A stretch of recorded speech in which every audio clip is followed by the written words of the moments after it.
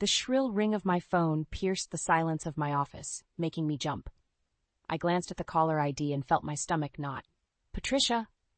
My mother-in-law's name on the screen was enough to send a wave of dread through me. I took a deep breath, steeling myself before answering. "Hello, Patricia," I said, trying to keep my voice steady. "Olivia, dear," her saccharine tone oozed through the speaker. "I hope I'm not interrupting anything important." I bit back a sarcastic response. Of course, she was interrupting. She always did. "What can I do for you?" I asked instead. "Well, I was just wondering if you'd picked up Connor's dry cleaning yet. You know how he likes his shirts pressed just so for work." I closed my eyes, counting to 5 in my head. "Patricia, I'm at work. Connor can pick up his own dry cleaning." "Oh, Olivia," she tutted. "A good wife takes care of these things. You wouldn't want Connor to look unprofessional, would you?"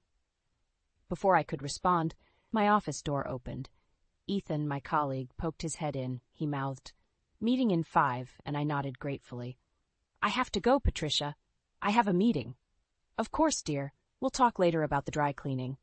I hung up, feeling a headache brewing behind my eyes. Ethan lingered in the doorway, concern etched on his face. "Everything okay?" he asked. I forced a smile. "Just the usual mother-in-law drama." Ethan shook his head. "I don't know how you put up with it. You're a saint, Olivia." If only he knew. If only anyone knew the half of what I dealt with daily. I gathered my notes for the meeting, trying to push thoughts of Patricia out of my mind. As we walked to the conference room, Ethan leaned in. "Hey, a bunch of us are going for drinks after work. Want to join?" The offer was tempting, a chance to unwind, to be around people who actually appreciated me, but I knew what awaited me at home if I was late. "I can't," I said, regret coloring my voice. "Connor's expecting me." Ethan's disappointment was palpable, but he nodded understandingly. The meeting dragged on, but my mind was elsewhere. I thought about Connor, about how he'd react if he knew the truth about my job, about how much I really made. It was a secret I'd kept for years, partly out of habit, partly out of fear of Patricia's reaction. As I drove home that evening, my phone buzzed with a text from Connor. "Mom's coming over for dinner. Pick up some wine?" I gripped the steering wheel tighter, my knuckles turning white. Of course, Patricia was coming over. She always found a way to insert herself into our lives. I walked into our house, arms laden with groceries and the requested wine. The sound of Patricia's laughter drifted from the kitchen, along with the aroma of something burning. "Olivia, dear," Patricia called out. "We're in here. I'm just showing Connor how to properly cook a roast. The poor boy's been living off your attempts at cooking for far too long." I set the bags down, taking a moment to compose myself before entering the kitchen. Connor stood by the stove, looking lost, while Patricia fussed over a blackened piece of meat. "Hi, honey," Connor said, giving me a quick peck on the cheek. "Mom's teaching me how to cook." I forced a smile. "That's great. I brought wine." Patricia clucked her tongue. "Oh, Olivia, you know Connor prefers beer with his dinner. Wine is so pretentious." I felt something snap inside me. The stress of the day, the constant criticisms, it all came to a head. "Actually," I said, my voice tight, "I brought the wine for me. I think I'm going to need it." The kitchen fell silent. Connor looked bewildered, while Patricia's eyes narrowed. I knew I'd pay for that comment later, but for now, I savored the small victory. As I poured myself a generous glass of wine, I couldn't help but wonder how long I could keep living like this. Something had to give. And soon. I never imagined my life could get worse, but fate has a twisted sense of humor. It was a crisp Sunday morning when Connor dropped the bombshell.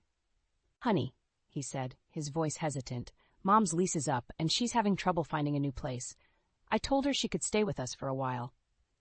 The mug I was holding slipped from my grasp, shattering on the kitchen floor. Coffee splattered everywhere, but I barely noticed. "You did what?" I whispered, my voice barely audible. Connor rushed to clean up the mess, avoiding my gaze.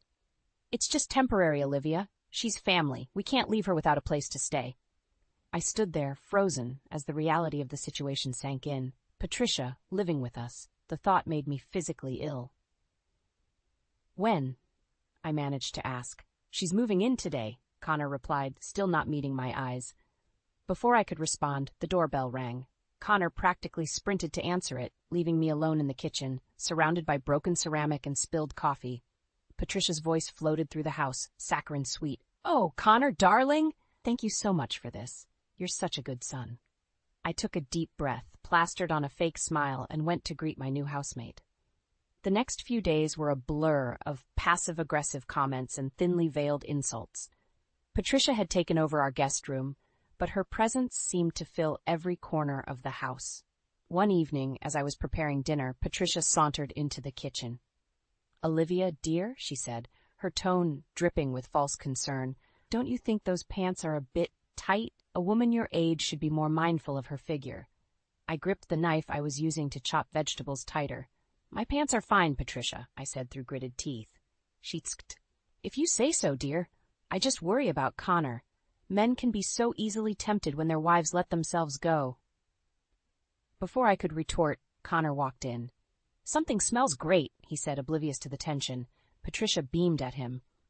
"I was just giving Olivia some fashion advice. You know how I worry about you two." Connor laughed. "Mom, you don't need to worry about us. Olivia and I are fine." I turned back to the stove, fighting back tears of frustration. We were not fine. We were far from fine. The next morning, I woke up to find Patricia rearranging our living room. She had moved all the furniture and was hanging new curtains. "Patricia," I said, trying to keep my voice level, "what are you doing?" She turned, a picture of innocence. "Oh, Olivia, I hope you don't mind. This room needed a woman's touch. It was so drab before." I closed my eyes, counting to 10. When I opened them, Patricia was still there, smiling that infuriating smile. "This is my house," I said quietly. "You can't just change things without asking." Patricia's smile faltered for a moment before returning full force. "Don't be silly, dear. This is Connor's house too, and he loves what I've done with the place."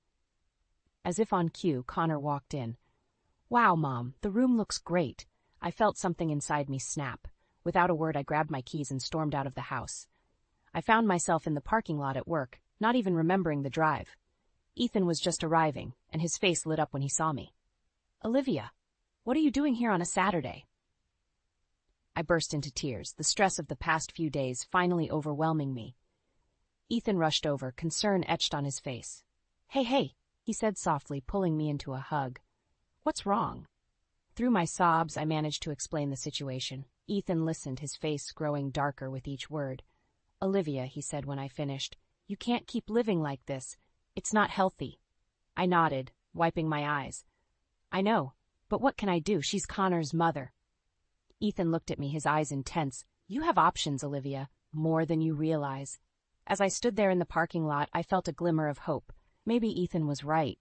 Maybe I did have options, and maybe it was time I started exploring them. The weeks that followed Patricia's move-in were a living nightmare. Every morning, I'd wake up hoping it had all been a bad dream, only to hear her shrill voice echoing through the house. Today was no different. "Olivia," Patricia called from downstairs, "Connor's shirts need ironing." I gritted my teeth, counting to 10 before responding. "I'm getting ready for work, Patricia. Connor can iron his own shirts." The sound of footsteps on the stairs made my heart race. Patricia appeared in the doorway, her face a mask of disapproval. "A good wife takes care of her husband," she said, her voice dripping with condescension. "But I suppose that's too much to ask of you." Before I could retort, Connor appeared behind his mother. "It's okay, Mom. I can do it myself." Patricia turned to him, all sweetness and light. "Oh, honey, you shouldn't have to. That's what wives are for." I felt something snap inside me. "That's it," I said, my voice low and dangerous. "I'm leaving for work. Don't wait up." I brushed past them both, ignoring Connor's confused calls. As I slammed the front door behind me, I felt a mixture of relief and guilt. Relief to be away from Patricia's constant criticism, guilt for leaving Connor to deal with her alone. At work, I threw myself into my projects, desperate for any distraction. Ethan noticed my frazzled state and cornered me in the break room. "Olivia," he said gently, "you can't keep going on like this. You look exhausted." I sighed, running a hand through my hair. "I know, Ethan, but what can I do? She's always there, always criticizing, always undermining me." Ethan's eyes hardened. "You need to stand up for yourself. Tell Connor how you feel." I laughed bitterly. "I've tried. He just doesn't see it. To him, she's just being helpful." As I spoke, my phone buzzed with a text from Connor. "Mom wants to know what's for dinner. She says your cooking could use some work." I showed Ethan the message, my hands shaking with anger. He read it, his face darkening. "That's it," he said firmly. "You're coming home with me tonight. You need a break from all this." Part of me wanted to protest, to be the dutiful wife and go home. But a larger part, the part that was tired of being belittled and ignored, nodded in agreement. I texted Connor back. "Working late, order takeout." Ethan's apartment was small but cozy, a stark contrast to the tension-filled house I'd left behind. As we sat on his couch, nursing glasses of wine, I felt myself relax for the first time in weeks. "Thank you," I said softly. "I didn't realize how much I needed this." Ethan smiled, his eyes warm.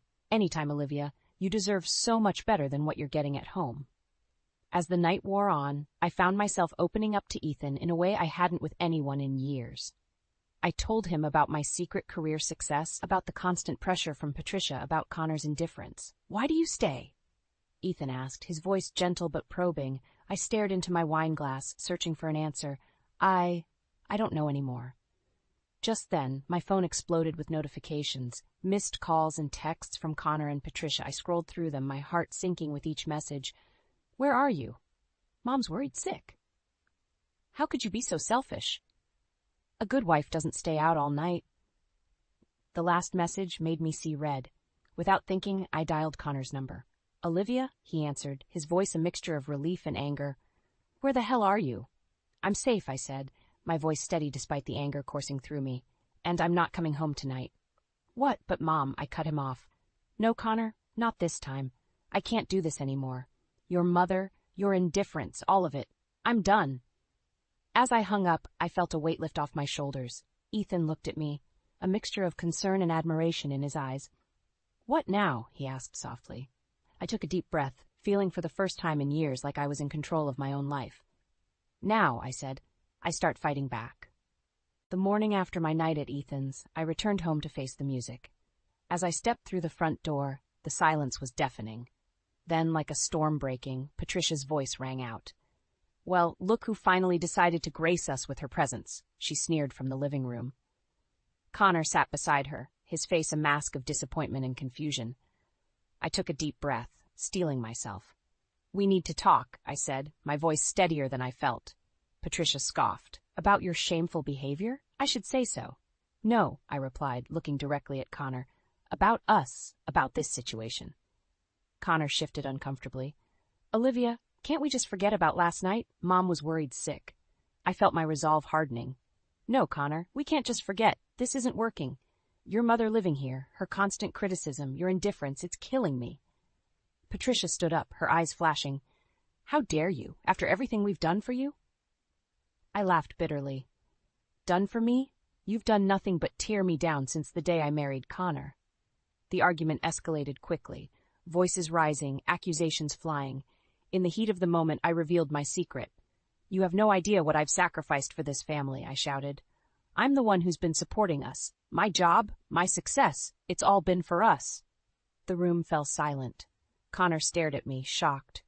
Patricia's face contorted with a mixture of disbelief and anger. "What are you talking about?" Connor asked, his voice barely above a whisper. Before I could respond, a wave of dizziness hit me. The room started to spin, and I felt my knees buckle. The last thing I heard was Connor calling my name as everything went black.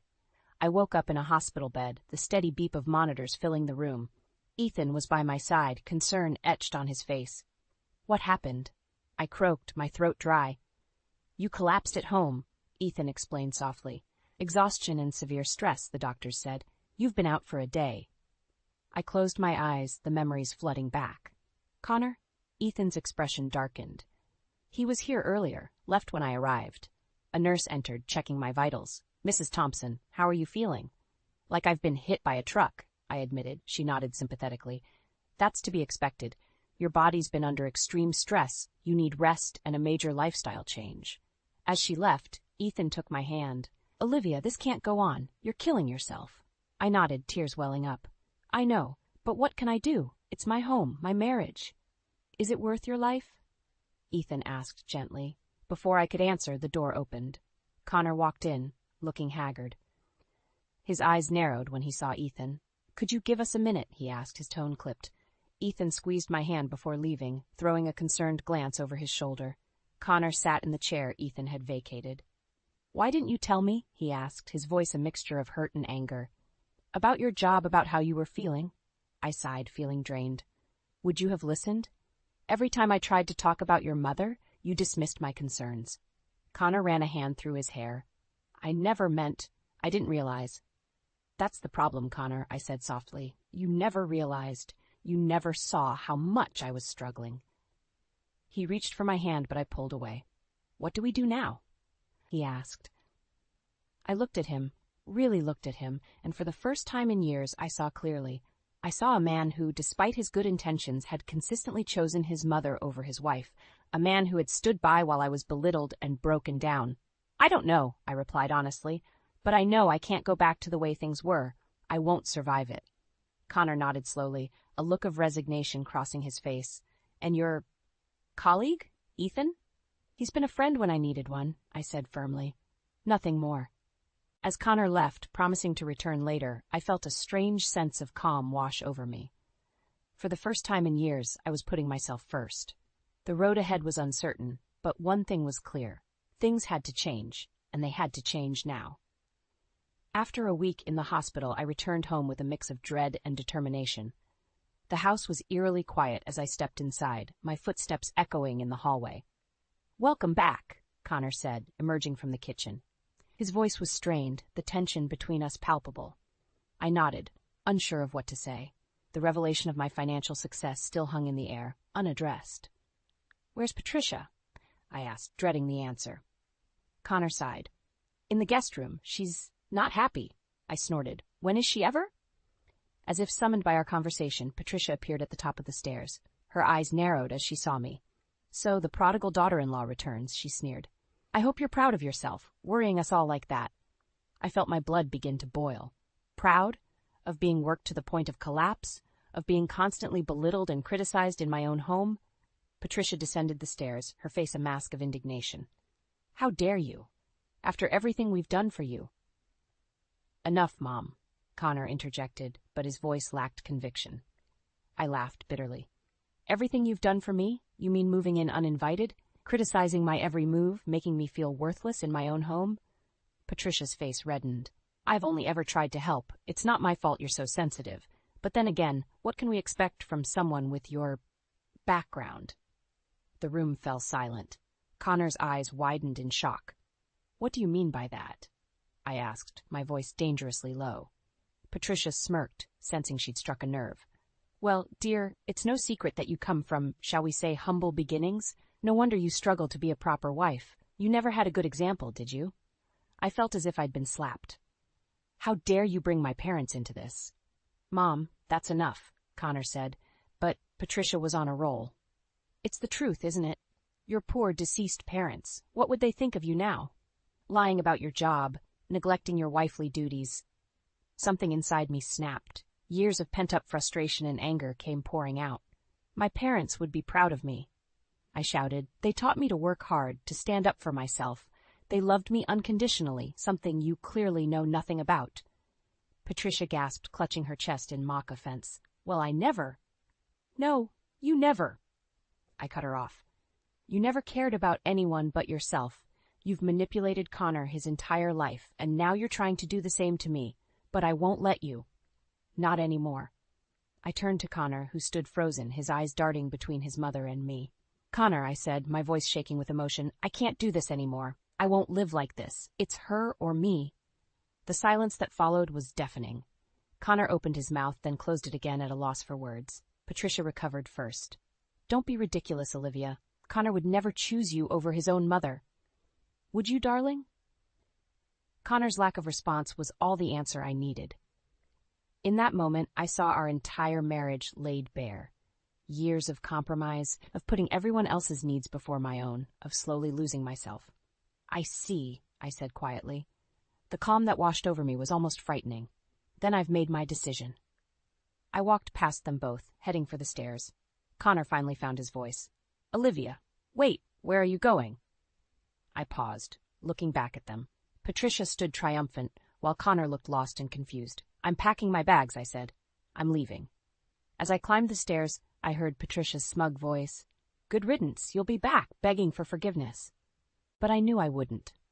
For the first time in years, I felt free. The road ahead was uncertain, but anything was better than staying in this toxic environment. As I threw clothes into a suitcase, I made a silent promise to myself. No more compromising my worth, no more letting others dictate my life. It was time to reclaim my independence, my self-respect, and my happiness. The Olivia who walked out of that house was not the same one who had entered it years ago. She was stronger, wiser, and ready to face whatever came next, alone if necessary. I stood in the lobby of the law firm, my heart pounding. This was it, the point of no return. I'd spent the last week in a hotel, ignoring Connor's calls and texts, steeling myself for this moment. As I rode the elevator to the 15th floor, I replayed the events that led me here, each floor bringing a new memory of hurt and disappointment. The receptionist ushered me into a plush office where a stern-faced woman sat behind an imposing desk. Mrs. Thompson, she greeted, gesturing for me to sit. I'm Margaret Winters. You're here to discuss divorce proceedings? I nodded, my throat suddenly dry. Yes, I can't continue in my marriage. As we discussed the details, I felt a strange mix of relief and sadness. This was the end of a chapter in my life, but also the beginning of a new one. Halfway through our meeting, my phone buzzed incessantly. Connor's name flashed on the screen. I silenced it, but the interruption had shaken me. Is everything all right? Margaret asked, her eyes sharp. I took a deep breath. Yes, it's just my husband. He doesn't know I'm here. Margaret's expression softened slightly. Mrs. Thompson, are you sure about this? Divorce is a big step. I'm sure, I said, my voice stronger than I felt. I can't live like this anymore. As we wrapped up the meeting, my phone buzzed again. This time it was Ethan. Olivia, where are you? Connor's here at the office looking for you. He seems really upset. My blood ran cold. How did Connor know where I worked? I'd always kept my job a secret from him and Patricia. I have to go, I told Margaret abruptly, gathering my things. I rushed out of the office, my mind racing. As the elevator descended, I tried to calm my nerves. What was Connor doing at my workplace? How much did he know? The doors opened, and I stepped into the lobby, only to come face to face with Connor and Patricia. Olivia, Connor said, his voice a mixture of relief and anger. What's going on? Where have you been? I stood my ground despite the urge to run. I told you, Connor, I'm leaving. I can't do this anymore. Patricia stepped forward, her eyes flashing. Don't be ridiculous, Olivia. You're coming home with us right now. No, I'm not, I said firmly. I'm done letting you control my life. Connor looked bewildered. Control your life? Olivia, what are you talking about? I laughed bitterly. You really don't see it, do you? How your mother has manipulated every aspect of our marriage, how you've always chosen her over me. That's not true, Connor protested weakly. Isn't it? I challenged. Then why are you here with her instead of coming to find me on your own? Connor fell silent, and I saw a flicker of realization in his eyes. Patricia, sensing she was losing control, changed tactics. Olivia, dear, we're just worried about you. You've been acting so strangely lately. Is it stress from work? Maybe you should take some time off. My work is not the problem, I said, my voice rising. My work is the only thing that's kept me sane. Do you want to know the truth, Connor? I'm the one who's been supporting us. My job, my success, it's all been for us, and you never even noticed. The lobby fell silent. Connor's face paled, while Patricia looked like she'd been slapped. What do you mean? Connor stammered. I took a deep breath, years of pent-up frustration pouring out. I mean that while you've been letting your mother run our lives, I've been working my way up in my career. I'm a senior executive now, Connor. I make 3 times what you do. And I've kept it a secret because I knew Patricia would find a way to use it against me, to make me feel small and insignificant like she always does. Patricia's face contorted with rage. You ungrateful little... No, I cut her off. I'm done being grateful for your abuse. I'm done pretending everything is fine when it's not. I'm filing for divorce, Connor. It's over. As I turned to leave, Connor grabbed my arm. Olivia, please. We can work this out. I had no idea. I pulled away, tears stinging my eyes. That's the problem, Connor. You never had any idea, and now it's too late. I walked out of the lobby, leaving Connor and Patricia standing there, shocked and silent. As I stepped into the sunlight, I felt a weight lift off my shoulders. The road ahead was uncertain, but for the first time in years, I felt free. The days following my confrontation with Connor and Patricia were a blur of legal meetings and emotional upheaval. I threw myself into work, grateful for the distraction. Ethan had been a rock, offering support without pushing for more. One evening, as I was leaving the office, my phone rang. Patricia's name flashed on the screen. I hesitated, then answered. Olivia. Her voice was uncharacteristically soft. We need to talk, please. Against my better judgment, I agreed to meet her at a nearby cafe. As I walked in, I saw her sitting alone, looking smaller and older than I remembered. Thank you for coming, she said as I sat down. I nodded, wary. What do you want, Patricia? She took a deep breath. I want you to reconsider the divorce. Connor is devastated. I made mistakes, but surely we can work this out. I laughed bitterly. Work it out? After years of your manipulation and Connor's indifference? It's too late for that. Patricia's eyes flashed with a familiar anger, but she quickly composed herself. Olivia, be reasonable. Think about what you're giving up. The stability, the family. The abuse? I cut in. The constant criticism? The feeling of never being good enough? I was trying to help, Patricia protested. I only wanted what was best for Connor, for both of you. I shook my head. No, Patricia, you wanted control. You wanted to keep Connor dependent on you and me in my place. Patricia's facade cracked. And what's so wrong with that? I raised Connor.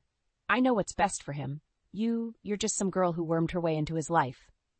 I'm his wife, I snapped, my voice rising. Or at least, I was. I loved him, supported him, built a life with him, and you couldn't stand it. Patricia leaned forward, her voice low and urgent. Listen to me, Olivia. You don't understand what you're doing. Connor, he's not as strong as you think. He needs me. He needs us. Suddenly, I understood. This isn't about Connor at all, is it? It's about you. You're afraid of losing the lifestyle my income provides. Patricia's face paled. That's not true. I just want what's best for my son. No, I said, feeling a strange calm settle over me. You want what's best for you. You've always used Connor as an excuse to control everything around you, but it ends now. I stood up, ready to leave, but Patricia grabbed my arm. You can't do this. You have no idea what you're giving up. The money, the status. I pulled away, my voice steady. I earned that money, Patricia. I built that status. And I did it all while you and Connor belittled and ignored me. I don't need either of you to be successful. Patricia's desperation turned to anger. You ungrateful little bitch. After everything I've done for you, this is how you repay me? By abandoning my son? The cafe fell silent, all eyes on us. I felt a lifetime of pent-up emotions bubbling to the surface. Done for me? I said, my voice dangerously low. You've done nothing but tear me down since the day I married Connor. You've criticized my cooking, my housekeeping, my career. You've manipulated Connor against me at every turn. And now you have the audacity to act like I owe you something? Patricia stood up, her face red with rage. You'll regret this, Olivia. You think you can just walk away? I'll make sure you lose everything in this divorce. Everything. I laughed, a sound that surprised even me. Go ahead and try, Patricia. I'm not afraid of you anymore. As I turned to leave, Patricia called out one last time. He'll never let you go, you know. Connor will fight this divorce every step of the way. I paused at the door, looking back at the woman who had made my life hell for so long. Then let him fight. I'm done being the victim in this story. Walking out of that cafe, I felt lighter than I had in years. The road ahead would be difficult, I knew that. But for the first time, I was ready to face it on my own terms. No more compromises, no more sacrifices. It was time to reclaim my life, whatever the cost. 6 months after my confrontation with Patricia, I stood in my new apartment, surrounded by boxes and the promise of a fresh start. The divorce had been finalized last week, and despite Connor's initial threats, it had gone smoother than I'd expected. My financial success had been my ace in the hole, leaving Patricia and Connor with no leverage. As I unpacked, my phone buzzed. It was Ethan. Hey, I answered, a smile in my voice. How's the unpacking going? He asked. Slowly but surely, I replied. Want to come over and help? There was a pause. Actually, I'm already outside your building. I brought dinner. My heart skipped a beat. Ethan had been a constant support throughout the divorce, but we'd kept things strictly platonic. Until now. I buzzed him up, suddenly nervous. As I opened the door, I saw Ethan standing there, holding takeout bags and wearing a hesitant smile. "I hope this is okay," he said. I pulled him into a hug. "It's more than okay." As we ate, sitting on boxes because I hadn't unpacked my furniture yet, Ethan filled me in on the office gossip. Apparently, my divorce and subsequent promotion had caused quite a stir.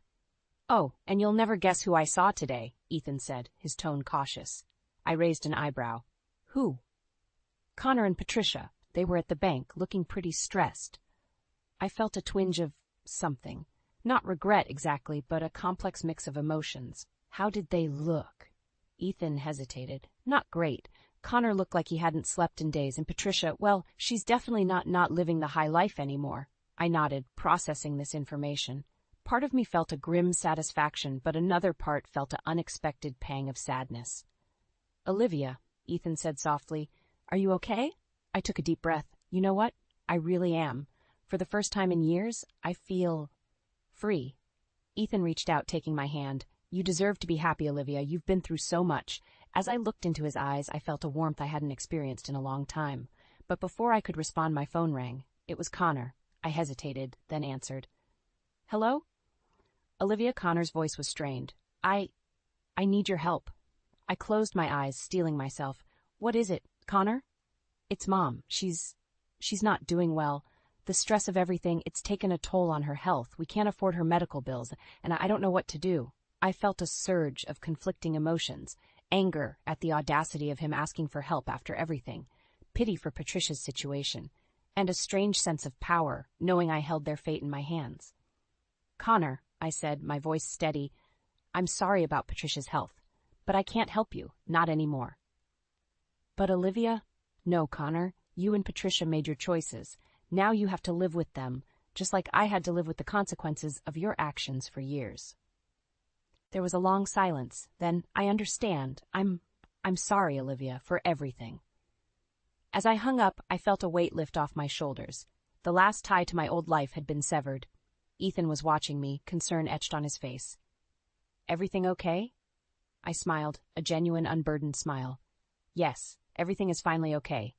I stood up, pulling Ethan with me. "Come on, help me unpack these boxes. I think it's time to start filling this new life with some happy memories."